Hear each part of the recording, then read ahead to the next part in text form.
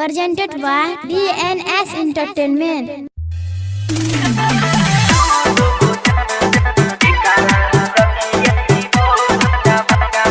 शिमा DJ Samastipur कंजू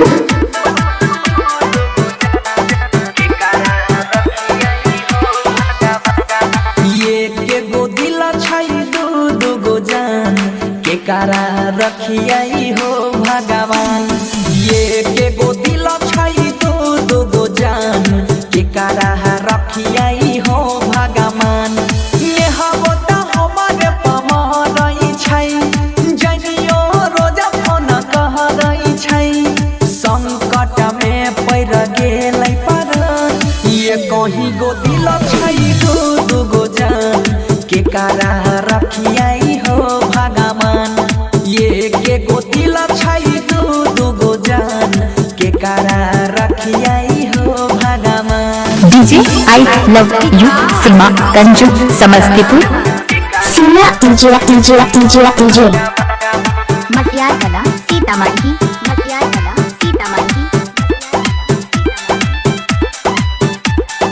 पहिले तने हवा संग में ले लिया ही दिल लगाई हो जनियो परल छई पीछा हो ही रहल ही अनियाई हो।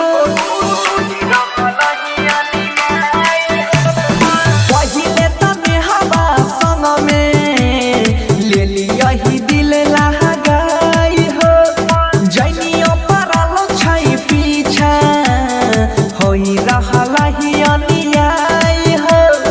दोनों बुझाई छई दिल के दुकान के कारा रखियाई हो भगवान। ये के गो दिल पर दू गो जान के कारा रखियाई हो भगवान। ये के गो दिल छई दू गो जान के कारा रखियाई हो भगवान।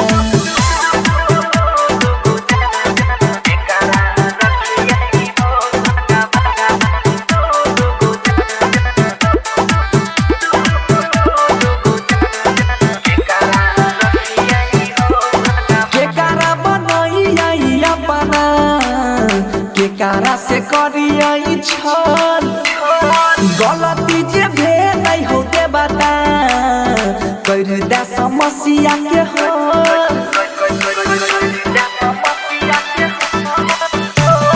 केकारा बनहियई अपना केकारा से करियई छल बनसी से भेल गलती हो के बता करने समस्या के हल।